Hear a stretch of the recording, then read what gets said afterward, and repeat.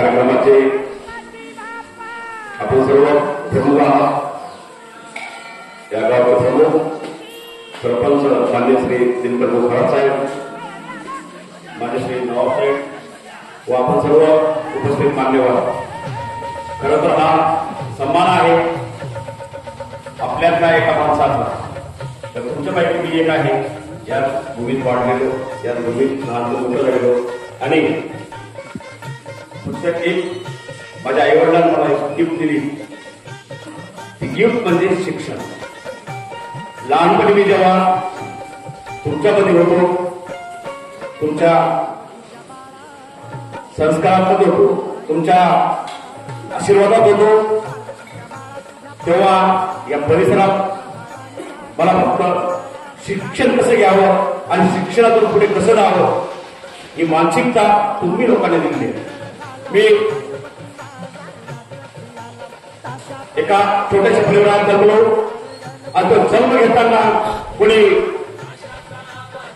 त्या जन्मात त्या घरात मला तुला बेटा कुठल्याही प्रकारचा आपण अपेक्षाच करू शकत नाही.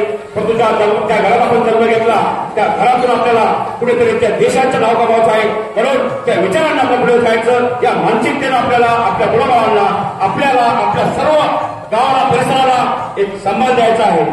मी ज्या घरात जन्मलो त्या घरात मला फक्त एक शिकवलं गेलं की तू शिक्षण कर.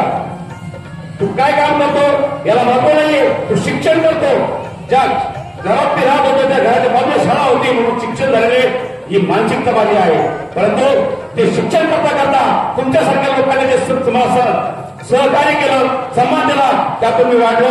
मी 3 जानेवारी 2018 भारताचे राष्ट्रपती, तत्कालीन राष्ट्रपती माननीय श्री रामनाथ कोविंद साहेबांना भेटलो. तो माझ्या जीवनाचा सर्वात उंच व सर्वात महत्वाचा क्षण होता. भारताचं राष्ट्रपती भवन हे तुमच्या आमच्यासाठी काही सोपं नाहीये, पण त्या ठिकाणी जातो, त्या ठिकाणी आमचा सन्मान होतो, आम्हाला सन्मान करायला चान्स भेटतो. तर केवळ ते शिक्षण. म्हणून मला इथून त्या गणेशोत्सवाच्या गणपती बसलेल्या ठिकाणी मला आनंद वाटतो सांगायला की हा सामाजिक उपक्रम आहे. आम्ही एकटा कुठल्या प्रकारचा परिपक्व नाहीये, तर आम्ही सर्व मिळून परिपक्व होतो. आम्ही एकावर अवलंबून आहे. आम्ही आमच्या संसारामध्ये प्रत्येक गोष्ट आम्हाला करायची आहे. ती करता करता माझा शेजारी माझा जवळचा माणूस आहे, माझा शेतकरी पांढरा माझा जवळचा माणूस आहे, माझ्या गावच्या बाजूला गाव आहे गणेशपूर, माझ्या गावच्या बाजूला चिंचोली आहे, माझ्या गावाला वाकोट आहे, माझ्या गावाला बाजूला गावाला दहीगाव आहे, इकडे पिशोर साईड आहे. तर हे माझ्या गावच्या माझ्या तांबडीच्या जवळच्या गावाचे लोक आहेत. त्यांच्यासह आमचे संबंध चांगल्या प्रकारे वाटले पाहिजे आणि प्रत्येक माणसाला वाटलं पाहिजे. नसता कोणी म्हणेल की मी परिपक्व आहे, मला कोणाची गरज नाही, ती चुकीचा आवाज वापरू नका. कारण की ज्या घरात आम्ही वाढतो, लहानचे मोठे होतो, त्या घराला तुम्ही आम्ही सर्व गाव आहे म्हणून सुरक्षा आहे. नसता बाबांच्या गावावर जाऊन बघा, केव्हा गोळीबार होईल, केव्हा तुमच्या आमच्या घरातल्या माणसं बरोबर पडेल सांगता येत नाही. म्हणून तुम्ही आम्ही भाव एकत्र येतो तेव्हा आमची एक वत्रबूट होती आणि या वत्रबूटनं आम्ही पुढे जात असतो. आज मी दिनकर पाटील आपल्या सर्वांचे आभार मानतो की मला या इतक्या मोठ्या स्टेजवर बोलण्याचा चान्स भेटला. माझ्याजवळ कुठल्या प्रकारचे विषय नाहीये. मी सामाजिक कार्यकर्ता आहे. सामाजिक कार्यकर्ता करता मी वकील व्यवसाय करता माझ्या तुमच्या आमच्या जवळ येऊन मला बोलायला चान्स भेटला. नसता हे माईक घेऊन मी सतत पाहत होतो जेव्हा मला बोलायला भेटत नव्हतं. आणि आता मी देशाच्या विविध शहरामध्ये जाऊन काही प्रकारचे मराठी, हिंदी, इंग्लिश मधून भाषण केले. आणि जेव्हा मी भोजन उभा महाराज त्यांच्या कार्यक्रमामध्ये भाषण करत होतो, सुरुवातीला मला एक शब्द बोलता येत नव्हते. परंतु मी काही भागामध्ये स्टेजवर नवीन मुलांना कसं चान्स भेटेल, त्यांना माईक कसा हातात घेता येईल, त्यांना मांडता कसं येईल, अशा प्रकारचे मोठ्या प्रमाणात कार्यक्रम घेतले. तर सामाजिक दृष्टिकोन समोर ठेवायचा आपल्या मुलाबाळाला. म्हणजेच मी आपल्याच गावात एक पत्का ऐकलं, त्याबद्दल आणखी बोलणार आहे की आपल्या घरातला आपला मुलगा, आपला मुलगी, आपले परिवारातले सदस्य हेच आपली शिरोडी आहे, हेच आपली प्रॉपर्टी आहे आणि तिलाच आपल्याला कमवायचं आहे. कारण की जर तुम्ही आपल्या मुलांना कधी लहानचं मोठं केलं, चांगलं केलं, आपल्या परिवाराला चांगलं सांभाळलं तरच तुमचा सन्मान आहे. नसता हे बाजूचं घर चांगलं आहे, 4 मजले आहे, 10 मजले आहे आणि ते खूप सुंदर आहे, या शब्दाला काही किंमत नाही. माझा मुलगा मी लहानचा मोठा कसा करेल, माझी मुलगी मी लहानचा मोठा कसे करेल, त्याला चांगल्या प्रकारचं शिक्षण कसं देईल आणि त्या शिक्षणातून त्याचं अस्तित्व, त्याचं भविष्य कसं घडवेल या मानसिकतेनं माझ्या घरात माझे आई वडील आहेत, ते वयस्कर आहेत, मी त्यांना कसं चांगलं सांभाळेल किंवा त्यांनी मला जेव्हा मी लहान होतो त्या टायमाला मला कसंच लहानचं मोठं केलं. आई वडिलांपेक्षा गिफ्ट काहीच नाही, नातेवाईकापेक्षा मोठं भांडवल काहीच नाही. यांच्याशिवाय आमचं जीवन नाहीये.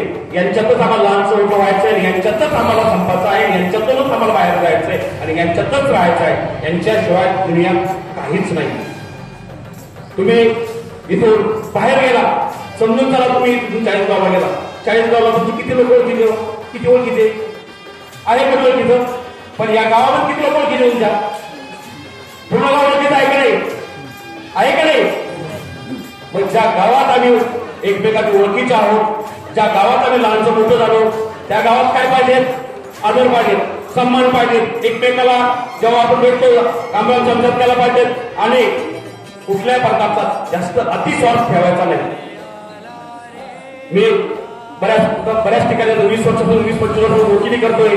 छोट्या छोट्या भांडणावर आम्ही पोलीस स्टेशन चालले जातो, छोट्या छोट्या भांडणावरून आम्ही कोर्टामध्ये चालले जातो. आमचे 10-15 20 वर्ष कोर्टामध्ये चालले जातात.